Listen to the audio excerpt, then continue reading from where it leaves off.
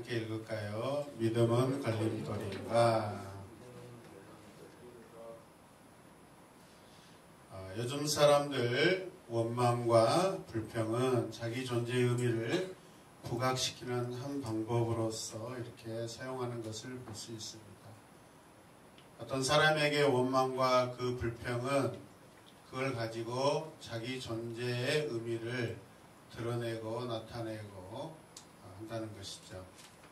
그러나 그런 방법으로 자기들이 얻으려고 하는 그 어떤 것도 얻을 수 없다고 여러분 기억하시길 바랍니다. 아멘. 엄마 배고파 죽겠어요. 감사해요, 원망해요? 감사해요, 불평해요? 맛있는 거 없어요?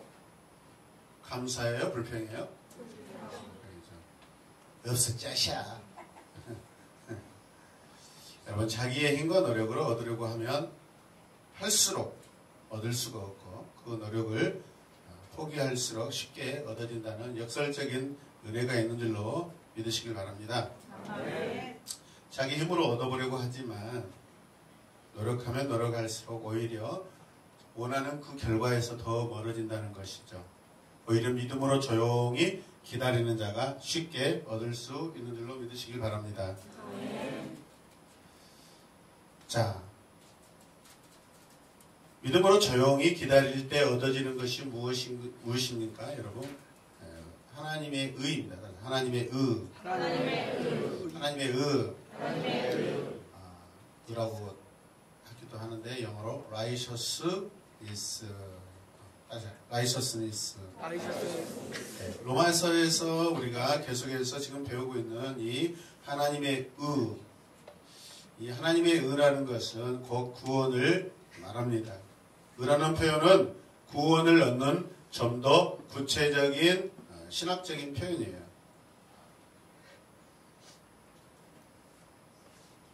그래서 이 의는 내가 이루려고 노력하면 절대로 이룰 수 있다 없다? 없다. 포기하고 오히려 믿음을 원할 때, 믿음으로 바랄 때 얻어지는 거예요. 이해되십니까?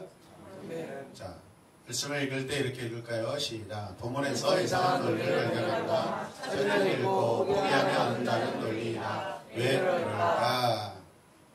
바울은 오늘 본문 이제 앞에 가면은 9장 30절에서 수사학적인 그런 방법으로 내러티브를 사용합니다. 내러티브라는 것은 서술한다는 거예요. 이야기예요. 이스라엘에게 어떤 일이 일어났는지 뒤돌아보며 한번 생각해 보자는 거죠. 이미 바울은 9장 2절에서 자신에게 큰 근심이 있고 마음속에 끊임없는 고통이 있었다라고 고백하였습니다. 기억하시는 분만 하면 기억하시길 바랍니다. 그리고 이제 다음 10장 1절에서 그 이유는 이스라엘이 구원을 받지 못하는 상황과 그들이 예수 그리스도를 받아들이지 못함으로 인해 하나님이 맡기신 선교적인 그 사명을 수행하지 못한 상황 때문에 사도 바울이 큰 근심과 아픔 가운데 있다라고 고백하는 것이에요, 여러분. 할렐루야. 네. 사람이 사지백체 그냥 움직인다고 해서 사람이 아니에요, 여러분. 사람의 존재 목적은 하나님을 영화롭게 하는 거예요. 그 이름을 평생토록 즐거워하는 거예요. 할렐루야. 네. 그냥 우리가 가만히 앉아서 생각으로 하나님의 영광을 드러내는 게 아니에요, 여러분. 몸과 마음과 우리의 삶과 머리부터 발끝까지 하나님께서 우리에게 허락하신 모든 감각, 기관, 우리의 모든 신체, 그 모든 것들을 가지고 하나님을 영화롭게 하는 거예요. 할렐루야.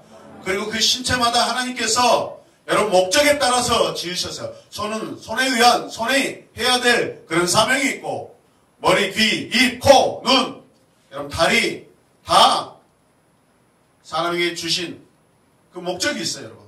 그 목적대로 쓰임을 받아야 돼요. 할렐루야. 그렇게 했을 때 하나님이 영광 받으신 줄을 믿으시길 바랍니다. 이스라엘이 그렇게 지금 하지 않고 있다라는 거예요. 그래서 그걸 구체적으로 설명하기 위해 과거에 하나님께서 선지자를 통하여서 A시대에 선지자를 통하여서 말씀하신 것들을, 그 상황들을, 그 역사적인 상황들, 그것들을 가져와서 하나님의 의에 대해서 좀 말씀하고 있고요.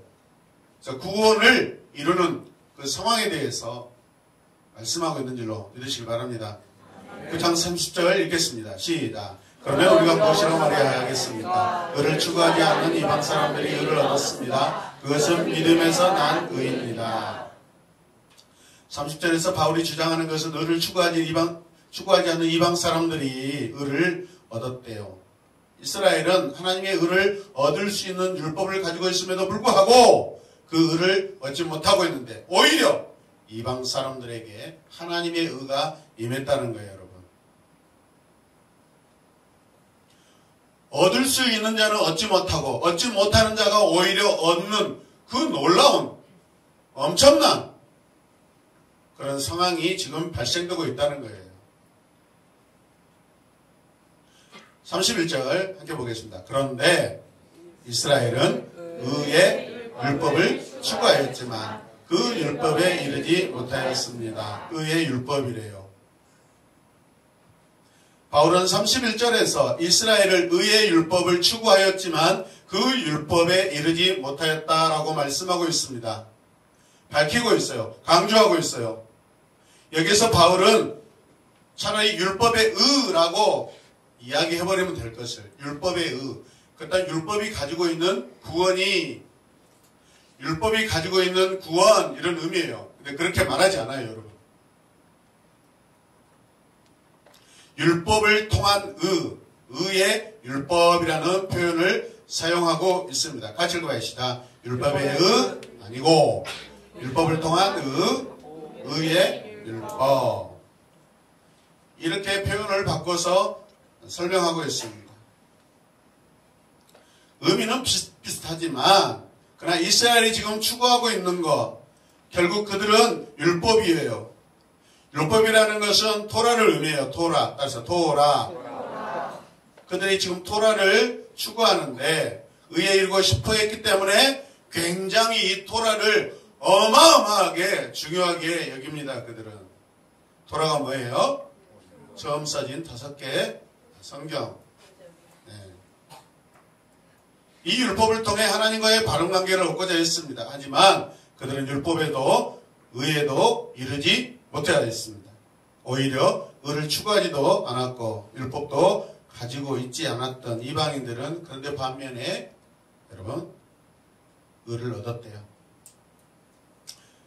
자, 31절 보면은 그런데 이스라엘은 의의 율법을 추구하였지만 그 율법에 이르지 못하였습니다. 의를 추구하지 아니한 이방인들이 의를 얻었으니, 추구하다라는 것은 쫓는다라기도 하고요. 디아코라는 원어인데 마치 사냥할 때 사용되는 그런 단어예요.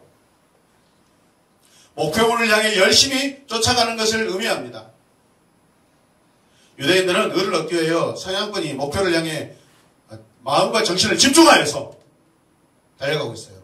오늘 이 시간 여러분들이 집중하여서 말씀을 들으시길 바랍니다.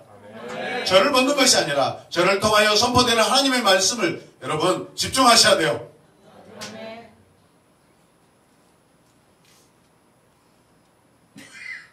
자, 그런데 그들이 율법을 통하여서 의를 얻고자 노력하면 노력할수록 하나님에게서 멀어졌다는 거예요. 계속 멀어지고 있습니다. 가까워질 수가 없어요. 계속해서 30절 말씀을 보면 어찌하여 그렇게 되었습니까? 어찌하여 그렇게 되었습니까? 같이 읽어요. 시작. 어찌하여 그렇게 되었습니까?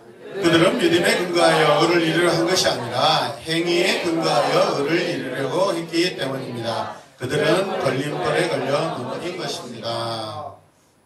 지금도 교회 밖에서 다른 사람보다 바르게 살려고 노력하는 것을 자랑하는 사람들이 많아요, 여러분. 믿음 밖에서 그들은 선을 행하고 어떤 자비를 베풀고 공의를 베풀고자 하는 사람들이 많아요. 그러면 겉으로 보기에는 되게 의롭게 보여요. 그러나 하나님의 의에는 결코 도달할 수도 없고 하나님의 의 가운데 들어오지도 못해요. 그 안에는 예수 그리스도가 없기 때문에 그렇습니다. 이처럼 인간인 내가 노력해서 하나님이 요구하시는 의에 도달해 보려고 하면 할수록 오히려 하나님에게서 가까워진다 멀어진다? 멀어지고 있다는 거죠. 인간의 노력을 포기하고 하나님을 믿고 의지하면 그 믿음을 보고 주시는 것이 하나님의 의예요, 여러분. 아멘입니까? 여러분, 이방인들이 추구하지도 않은 의를 얻었다는 것을 보면은 그 의가 그들 스스로 얻어지는 것입니까? 아니면 하나님께서 주시는 의입니까? 하나님께서 주시는 의예요.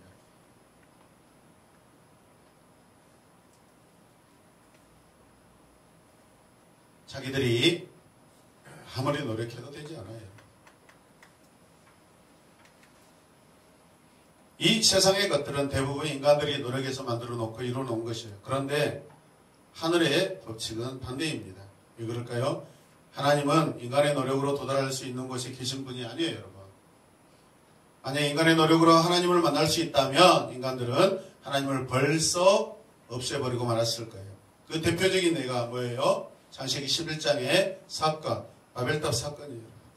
자기들이 하나님을 찾아가서 만나면 하나님을 제거해버리고 하나님을 끌어내리고 자기들이 마음대로 자기들이 하나님이 되어서 자기들이 그 시나이 편지에서 모든 나라들을 다스리고 살려고 한 거예요. 인간이 왕이 되고자 하는 거예요. 인간이 하나님이 되고자 했던 사건이 바벨탑 사건이에요. 이해되시면 아멘? 아멘. 결국 그들은 영원한 심판을 받고 흩어지게 됩니다. 그 흩어지는 가운데 하나님 또 그 은혜를 베푸셔서 하나님의 나라를 이루어 가셔. 할렐루야. 기가 막힌 하나님이셔요. 인간의 노력으로 도달할 수 없는 분을 사람들이 자기 노력으로 찾는다면 그것은 가짜 하나님이에요. 석가모니는 우주의 근본인 신을 찾아보려고 노력하다가 결국 마지막에 가서 내가 발견했다 그렇게 고백합니다.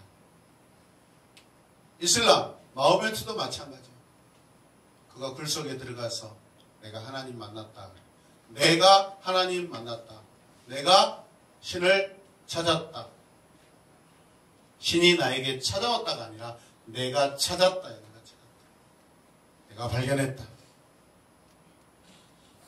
그래서 기록한 것이 코란이에요.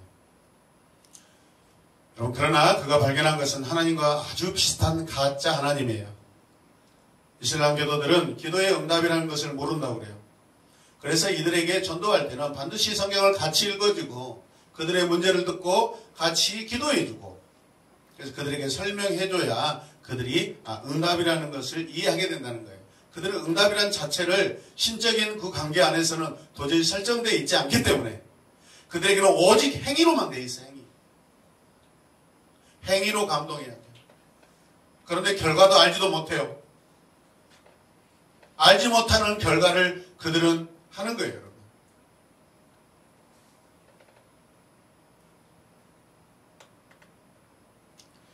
그래서 그들과 함께 손을 잡고 붙들고 기도해주고 이게 기도응답이고 하나님이 이렇게 역사하신다고 그것을 느끼기만 하면은 이제 그들의 모든 이슬람의 모든 교리들은 다 무너지고 신실한 하나님의 자녀가 된다고 그럽니다.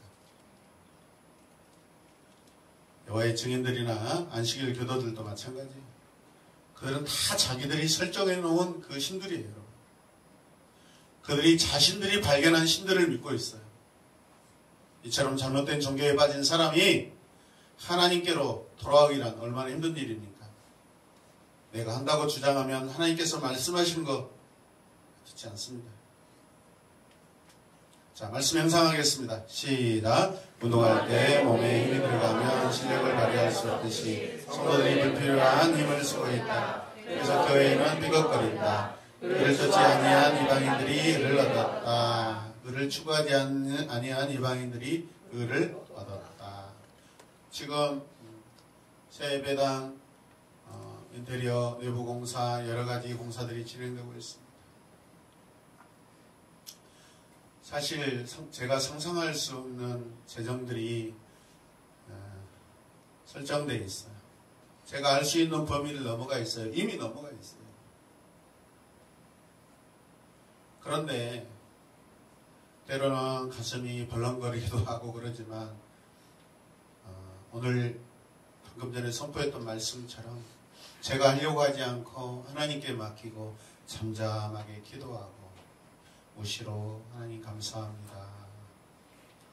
오히려 재정 생각하지 아니하고 열심히 일하고 계시는 그분들 가서 도와드리고 칭찬하고 너무 멋있습니다. 와, 진짜 일 잘합니다. 그러니까요. 하나님께서 들으시고 하나님께서 들으시고 긍휼히 여겨주고 계셔요. 어떡하지? 이거 필요한데 이거 필요한데 어떻게 하지? 그런 마음이 왜 없겠어요? 있지만 그 마음보다는 감사가 더 많고요. 오늘도 강대상 강단 쪽에 올라가는데 얼마나 넓은지 제가 한 20분을 달려도 도달하지 못하는 그런 어마어마한 길이로 느껴지더라고요. 그래서 동영상을 찍으면서 막 가는데 한참 동안 가는 거예요. 끝이 안 나와요. 야, 이곳에서 한 100명도 쓸 수 있겠다라는 그런 확신이 오더라고요. 할렐루야. 예, 병아리는 한 2만 마리는 씌우겠더라고요. 보니까. 정말 나름대로 계획했지만 이렇게 주도적으로 막 일이 진행되는데 하나님께서 오늘 제가 글에 올려놨지만 이 예배당은 어떤 애식을 진행하기 위해서 여러분 세워진 게 아니라 생명 구원 사역을 위해서 하나님께서 다음 세대 사역을 위해서 할렐루야. 이것을 정말 하나님 원하셔서 모든 구조와 규격 분위기 이것을 진행하고 계시구나라는 것을 여러분 확신해요. 확신. 아멘. 아멘.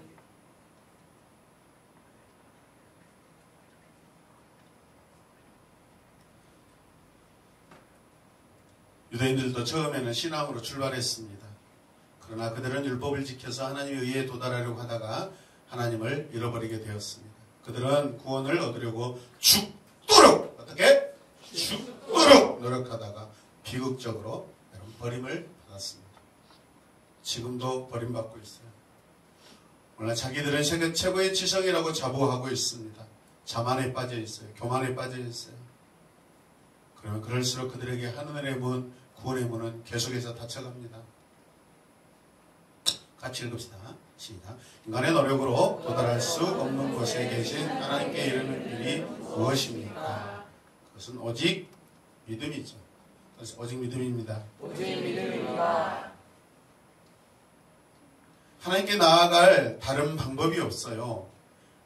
하나님을 인간이 찾아갈 수 없기 때문에 하나님이 나타내 주시는 것을 믿고 따르는 길밖에 없습니다. 크게 아멘 하셔요. 아멘. 그것을 우리는 계시라고 해요. 하나님께서 알려주시는 것이 계시예요, 여러분. 그리고 이 계시를 받아들이는 것이 믿음이에요. 할렐루야. 아멘. 그러면 믿음으로만 구원을 받습니다. 다른 길은 없습니다. 예수 그리스도의 이름에 여러분 이 땅에 그 어떤 구원의 이름이 없습니다. 아인슈타인은 비록 그가 과학자지만 이런 말을 했어요. 같이 읽어야 돼요. 하나님을 인정하지 않는 과학자는 진정한 과학자라고 할 수 없다. 이성과 신앙의 조화를 외치고 있는 그런 사람이에요. 할렐루야. 그 장 3절에서 인용되는 구약의 구절들이 몇 구절들이 있어요. 좀 더 자세히 살펴볼 필요가 있는데 바울은 이사야 28장 16절과 8장 14절 말씀을 가지고 이스라엘이 시온에 놓아둔 부딪히는 돌과 걸려 넘어지게 하는 바위에 그렇게 비교하고 있습니다. 그리고 그게 부딪히는 돌과 걸려 넘어지게 하는 이 바위에 걸려서 넘어졌다고 말합니다. 다시 걸려 넘어졌다. 이 구절을 이해하기 위해서는 이사야 28장과 8장에 전개되는 전체적인 이야기를 우리가 봐야 하는데 이해해야 되는데 간단하게 요약하면 이사야 28장과 8장은 이스라엘이 남쪽과 북쪽으로 지금 분리된 상태예요. 남유다에 관한 이야기죠. 남유다는 아래쪽은 애굽이 있고 그렇죠? 북쪽은 북이스라엘과 북이스라엘 입이 집어삼켜버린 아수르가 내려오는 지금 그런 상황 가운데 있습니다. 당연히 하나님의 약속과 언약을 가진 백성으로서 예배를 회복하고 하나님에 대한 헌신을 회복해야 하는 이런 국가적인 그 위기를 지금 넘어설 수가 없는데 넘어서야 하는 그런 상황 가운데 있습니다. 그런데 남유다의 왕과 백성들 지도자들은 이러한 국가적인 이 위기 앞에서 오히려 하나님을 신뢰해서 문제를 해결받으려고 한 게 아니라 외교적인 방법을 가지고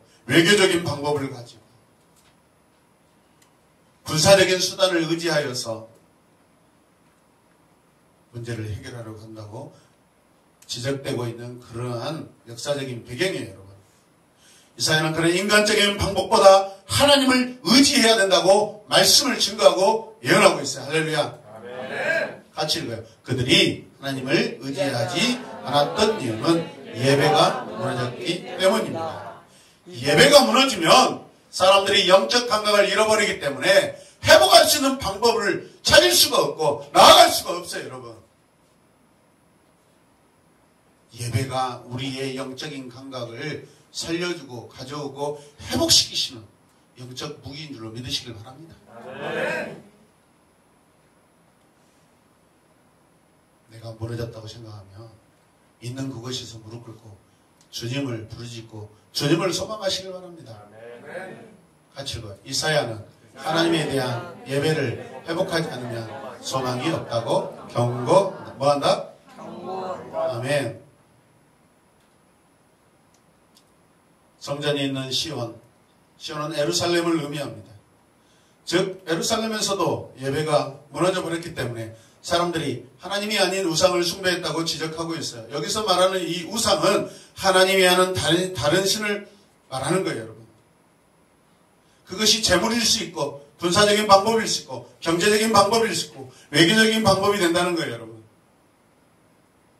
이때 이사야는 먼저 예배를 회복하고 하나님과 관계를 회복하라는 거예요. 사랑과 헌신으로 회복하라는 거예요. 할렐루야.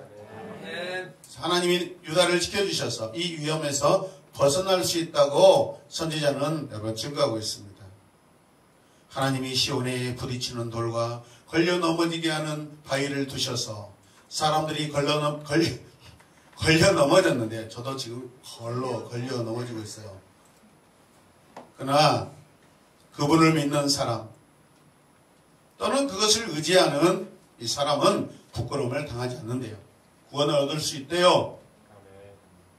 여기서 부딪히는 돌과 걸려 넘어지게 하는 이 바위란 이사야의 원래 문맥에서는 여호와 하나님을 의미합니다.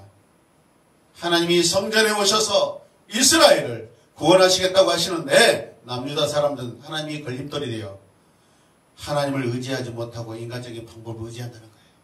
이게 그들이 넘어지고 있는 상황이에요. 오히려 그들의 구원자를 그들이 여러분 걸려 넘어지는 바위같이 여기고 있어요. 여러분 지금 무엇에 넘어져 있습니까? 여러분 무엇에 넘어져 있어요? 여러분? 사실은 하나님 때문에 여러분이 넘어져 있는데 그것을 거치는 돌로 걸려 넘어지게 하는 돌로 생각하고 있기 때문에 여러분들이 지금 넘어져 있는 거예요. 이해되시면 아멘? 아멘.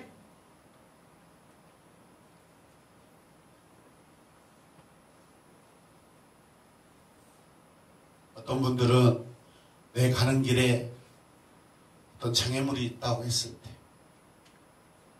브레이크를 밟으면서 하나님께서 나를 조금 더 안전하게 가게 하신다라고 감사하지만 어떤 자들은 발로 툭툭 차고 불평하고 원망하고 또 그것을 갖다 버려버리는 자기 인생에 아무런 교훈과 유익이 없는 그런 경고로서 여긴다는 거예요.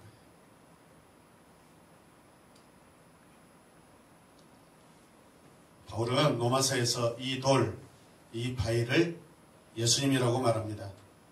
하나님이 시온 예루살렘에 돌을 놓으셨고 그것이 어떤 사람들에게는 걸림돌, 어떤 사람들에게는 구원의 반석이 된다는 거예요. 또한 이 돌은 건축자들이 버린 돌이래요. 건축자들이 버린 돌이었는데 하나님의 성전을 지을 때 건축자들이 무시하고 버린 돌, 새로 지을 성전, 오히려 모퉁이 돌, 시작하는 돌, 기초의 돌이 되었대요. 할렐루야. 베드로전서 2장 4절은 그 돌을 산돌이라고 합니다. 산돌. 돌이 살아있대요, 여러분. 오늘 본문도 읽었죠. 말도 안 되는 그런 어떤 은유적인 표현들이에요. 왜 산돌이에요? 돌이 살아있대요. 예수님 부활하신 것을 말씀하고 있는 거예요. 아멘. 다니엘서에 가면은 이 돌이요 날아다니면서 막 역사들을 깨부시고 다닙니다. 로마를 깨뜨리고요, 헬라를 깨뜨리고요, 할렐루야. 막 애굽을 깨뜨리고 다니고 그 돌이 팍 부딪히는 것마다 그냥 우상들이 팍팍 깨지는 거예요, 여러분. 머리부터 다 깨지는 거예요. 흰돌. 살아있는 돌. 주 예수 그리스도. 아멘. 주님이 여러분의 인생에 거치는 돌입니까? 산돌로서 여러분을 인도하는 돌입니까, 여러분? 주님은 내 삶의 모퉁이 머릿돌이 되시는 줄 믿으시길 바랍니다. 그분은 이사야 28장 16절과 8장 14절에 나온 돌로서 분명 하나님의 아들 예수 그리스도가 되십니다.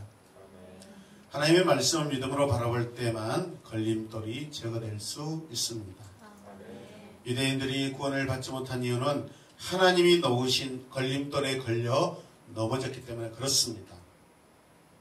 이 말은 하나님이 주신 구원의 방법이 유대인들에게 모두 걸림돌이 되어 거기에 걸려서 다 넘어지고 말았다는 거예요. 바울은 주님을 만나기 전에 왜 그렇게 기독교를 그처럼 미워하고 박해했는가를 여러분 성경에 아주 정확하게 기록하지는 않아요. 그 이유를 그냥 막무가내 포학자로 나타나고 있고 예수 믿는 사람들 쫓아가서 죽이는 상황들로만 주로 기록되어 있어요. 그런데 고린도전서 1장 18절 말씀에 보면 십자가의 도가 멸망하는 자들에게는 미련한 것이요 라고 고백되어 있습니다. 이 말씀을 우리가 깊이 생각해 보면 같이 읽어요. 십자가의 도가 사람들은 특히 바울 자기 자신이 예수 그리스도를 부끄럽게 여겼다는 거예요. 자기 인생을 넘어지게 하고 자기 인생을 부끄럽게 한 그런 거치는 돌, 걸려 넘어지게 하는 돌이라는 거예요. 예수 그리스도가 그렇게 생각했기 때문에 그렇게 제거하려고 했던 것이죠. 이해되시면 아멘. 네. 사람들은 모두 자기보다 좀 더 잘난 사람들과 관계를 맺기 원합니다. 그런데 바울이 볼 때 예수는 마치 사생아와 다름없는 사람이죠. 배움이라고는 많지 않은 사람이다. 결혼도 안 한 처녀의 몸에서 그것도 해산할 것이 없어서 남의 마구간을 빌려서 태어난 이 아기, 그 아기를 어떻게 자신의 그 놀라운 그 성경의 해박한 지식과 그 적용, 그 위대한 그 메시아로서의 자기가 생각하는 예수와 도대체 연결되지 않는 거예요. 그렇게 연결하고 싶지도 않고 받아들일 수가 없는 상황이죠. 예수님은 나사렛 해당에서 배운 것 외에는 공식적으로 배운 것이 없는 분입니다. 가난한 자, 병든 자들과 친구하고 집도 없고 방황하며 산 분이라고 우리가 말씀드릴 수 있어요. 그러다가 죄인의 모습으로 십자가에서 죽는 사람입니다. 그런데 이런 분을 어떻게 바울이 메시아요, 하나님의 아들로 믿을 수 있겠냐 이거죠. 선택받은 민족 이스라엘을 어떻게 구원할 자라고 이야기할 수 있겠냐 이 말이에요. 그게 바울 되기 이전에 사울의 판단의 가치관의 기준의 틀이에요, 여러분. 이해되십니까? 네. 근데 사람들이 몰려다니기 시작합니다. 예수에게로 몰려다닙니다. 사람들이 예수를 통해서 많은 은혜를 받습니다. 고침을 받습니다. 사람들에게 예수가 인기가 있어집니다. 당시에 분명 이스라엘은 신앙의 국가, 종교국가, 율법의 국가, 메시아 국가, 하나님의 국가이기 때문에 반드시 그 중심에 종교 지도자들에게 여러분 항상 중심이 있어야 되는데 사람들이 자꾸 예수라는 사람에게 옮겨지고 있는 거예요. 뭐가 일어나겠어요? 마음속에 시기, 질투가 일어나기 시작하는 거죠. 누가 봐도 여러분 죽일 필요가 없고 가치도 없는 유대인, 정통 유대인의 입장에서는 예수 그리스도를 여러분 죽일 이유가 없고 가치도 없는 그런 존재예요. 여러분 왜 죽였겠어요? 시기 질투, 자기들의 어떤 이권에 반하는 그런 상황이 오기 때문에 성경과 아무리 상관없이 죽이는 거예요. 이해되시면 아멘. 아멘. 예수님을 인간의 눈으로 보면 모두가 다 걸림돌입니다. 같이 읽으시다. 예수님을 인간의 눈으로 보면 모두가 걸림돌이다. 그러나 그가 다메섹에서 예수를 만나고 다시 믿음의 눈으로 보니까 그가 사생아가 아니라 하나님의 아들로 오신 거예요. 마구간에서 집도 없이 태어난 것이 아니라 하늘의 천사들이 그의 출생을 찬송하고 알렸다는 것을 알게 됩니다. 예수님을 믿고 살아가면서 부활하신 주님의 기적을 체험하고 보니까 걸림돌이 아닌 것을 발견하게 된 것입니다. 그러니 바울이 유대인의 생각을 자기 입장에서 보았을 때, 얼마나 유대인들을 보았을 때 가슴 아프겠나 이 말이에요. 할렐루야. 네. 사도행전 끝부분에 가면 바울이 로마에 가기 전에 이스라엘 군중들에게 설교하고 아그리파 왕 앞에서 설교하고 로마 총독 베스토에게 설교하는 장면이 나옵니다. 여기서 강조하는 것은 같이 읽어요. 시작. 나도 철저하게 예수를 어리석은 사람으로 알고 믿지 않았는데 그분이 나에게 나타나서 자신을 보여주셨기 때문에 믿게 되었다. 그 증거로 나는 3월 동안 볼 수 없었다. 그런데 하나님께서 아나니아란 사람을 준비시켜 놓았고 그가 기도해 줄 때 사울은 다시 보게 되었다라고 고백입니다. 아멘. 그래서 오늘 유대인들에게 말합니다. 과거 자신의 모습을 말합니다. 그런 사람들에게 말합니다.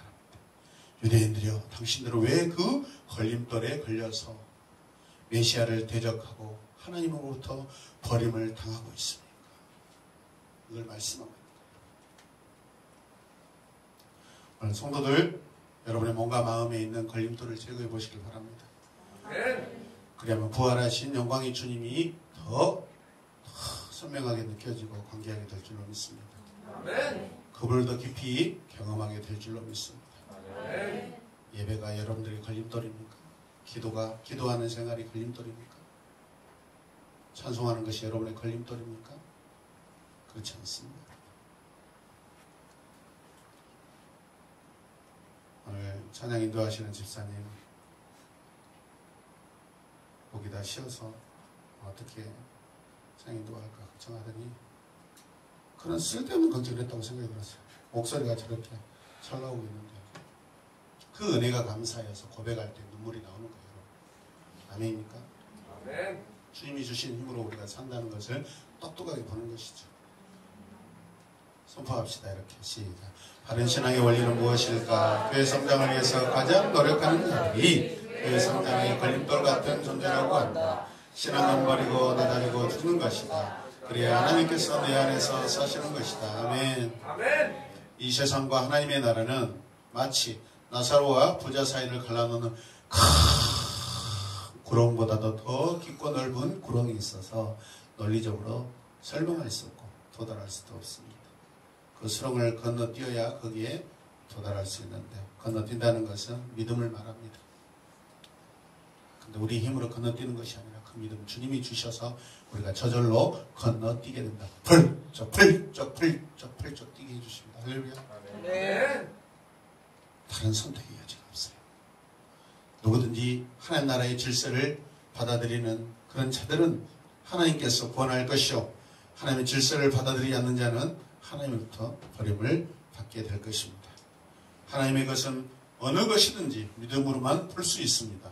아멘. 크게 아멘 합시다. 아멘. 하나님의 것은 어느 것이든지 믿음으로만 받을 수 있습니다. 벌 수 있습니다. 받을 수 있습니다. 아멘. 믿음이 없이는 하나님으로부터 아무것도 받을 수가 없습니다. 복음서에서 예수님은 병든 자를 치료해 주실 때 반드시 믿음을 보시고 치료해 주셨습니다. 또 믿음이 없는 자에게 믿음을 주시고 그것을 받아들이면 치료까지 해 주십니다. 바울도 믿음을 보고 여러분 기도해 주었습니다.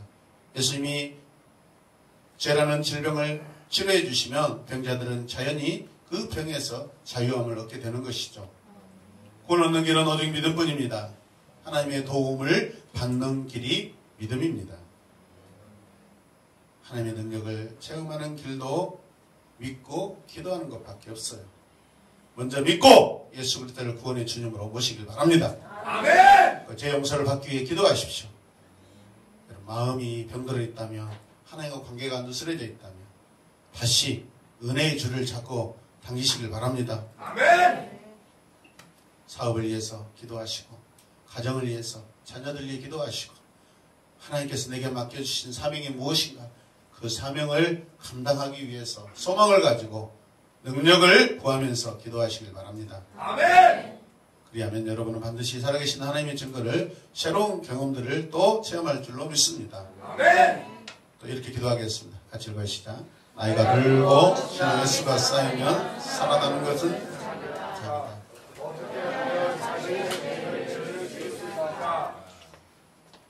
주님은 우리의 옛 것을 다 가져가시고 온전히 새로운 것으로 바꾸어 주십니다. 믿음은 이전에 가져보지 못한 신령한 것들을 다 가지게 되는 놀라운 그런 열쇠입니다. 창고를 열어서 내가 경험하지도 못하고 알지도 못한 이 세상에 없는 너무나도 신비하고 신령한 것들로 가득 차 있는 그런 것들을 볼 수 있고 경험하고 만질 수 있고 누릴 수 있는 그 문의 열쇠가 되는 것이죠. 믿음으로 모든 것을 행하십시오. 아멘! 하나님께서 그 믿음을 보시고 여러분 안에 역사하실 줄로 믿습니다. 아멘! 기도하겠습니다. 주님, 우리에게 허락된 그 믿음이 내 인생의 걸림돌인가, 디딤돌인가. 주님이 이 땅에, 온 세상의 주춧돌로 이 땅에 계시고 오셨고 지금도 그렇게 이 세상의 우주를 바치고 계시고 주관하고 계신 줄로 믿습니다. 아멘. 그 주님을 온전히 알고 더 알아가게 하여 주시고 더 누리고 더 풍성하게 경험하게 하여 주옵소서. 아멘. 예수님의 이름으로 기도드렸습니다. 아멘.